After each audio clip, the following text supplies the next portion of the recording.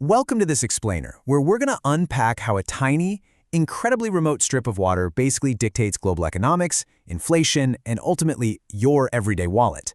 It's a pretty fascinating reality of our modern world that so much of our daily lives is tethered to a physical location you might never have actually seen.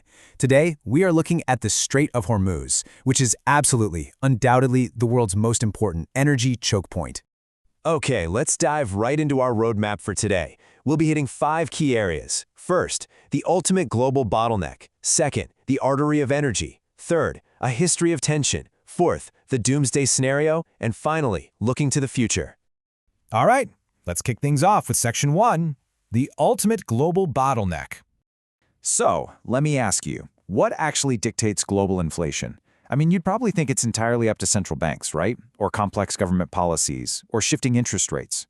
We spend endless hours analyzing the trading floors of Wall Street or London. But a massive piece of that economic puzzle actually lies far away from the financial capitals of the world. It's rooted purely in physical geography. Specifically, in a single, absolutely vital waterway located right between Iran and Oman. And this number right here brutally illustrates just how vulnerable our global system really is. 33 kilometers. At its absolute narrowest point, this vital passageway is only about 33 kilometers wide. To put that into perspective, that is literally shorter than a standard marathon.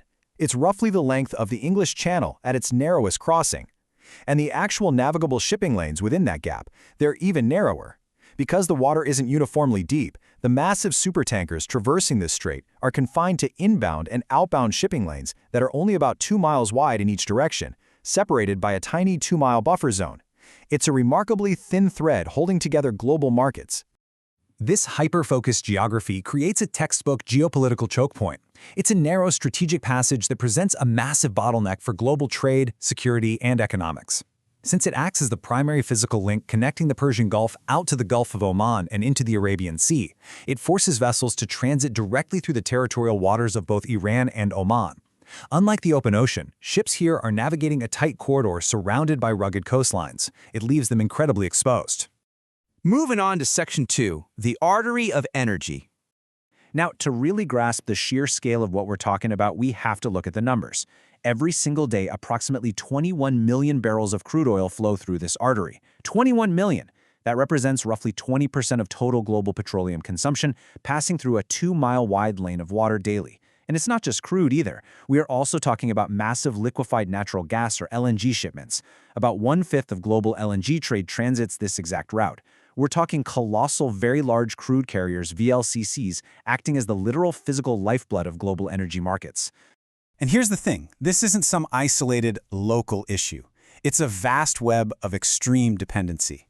On one side, you have the major Gulf nations pumping the oil and gas. We're talking Saudi Arabia, the UAE, Kuwait, Iraq, and Qatar. They absolutely need this strait open to generate their national wealth. Then, on the critical other end, are the buyers. Massive economies, particularly India, China, Japan, and South Korea, rely heavily on importing their energy practically exclusively through this route. In fact, nearly 65% of the crude moving through Hormuz is destined for Asian markets. It is the direct, physical, umbilical cord from producer to consumer. Which brings us to Section 3, a history of tension. Because of the astronomical wealth and essential energy passing through these waters every single hour, the strait is anything but quiet. There is a dense, constant presence of regional navies and international maritime security operations, most notably the United States Fifth Fleet, headquartered in nearby Bahrain, along with combined international task forces, all heavily monitoring the waters. I mean, the extreme value of the cargo simply demands intense, around-the-clock security. And that often results in really tense, high-stakes cat-and-mouse games with regional fast-attack craft and surveillance drones. And this density of instability, it isn't a recent phenomenon at all. It's practically baked into the water. We can map this escalating tension across distinct historical eras. Back in the 1980s, we saw literal tanker wars during the Iran-Iraq conflict, where commercial vessels were actively targeted and struck by sea mines. Fast forward to 2012, and we hit an era defined by heavy international sanctions and embargoes, which repeatedly triggered threats to just completely seal off the strait. That escalated even further in 2019, an era marked by direct naval incidents, including those mysterious limpet mine attacks on commercial tankers right in the Gulf of Oman. Today, we're in an era of ongoing, compounding geopolitical crises, dealing with drone warfare and the immediate spillover from broader regional conflicts. These events just continuously keep this tiny strait at the absolute center of global anxiety. Let's look at Section 4, the Doomsday Scenario. So, what happens if the absolute worst occurs? A closure of the strait triggers a terrifying chain reaction, and it would likely unfold within mere days. First, because 21 million daily barrels of oil and a massive volume of LNG are suddenly trapped, energy markets panic, and oil prices surge instantly past historic highs.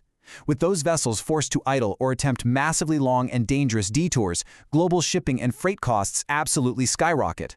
Those immediate spikes in fundamental energy and transport costs instantly ripple out, causing inflation to spike across worldwide economies as the price of everything from gasoline to your weekly groceries jumps. Reacting to all this uncertainty and sudden overhead, global stock markets face extreme, immediate volatility. It's a devastating domino effect that no nation can entirely hide from. Finally, Section 5, looking to the future. Now, you might be wondering, are there any workarounds? Well, alternative pipelines do exist in the region, like Saudi Arabia's East-West Petroline and the UAE's Habshan-Fujairah pipeline. But they simply cannot fully replace the massive volume that currently moves through Hormuz. If you maximize the capacity of all currently operational alternative pipelines bypassing the strait, you can only move roughly 6 to 8 million barrels a day. When you compare that against the 21 million barrels that need to get out, it leaves a massive, unfillable gap. They help, for sure, but physically, we are still fundamentally dependent on that waterway. Okay, what about the global shift toward an energy transition?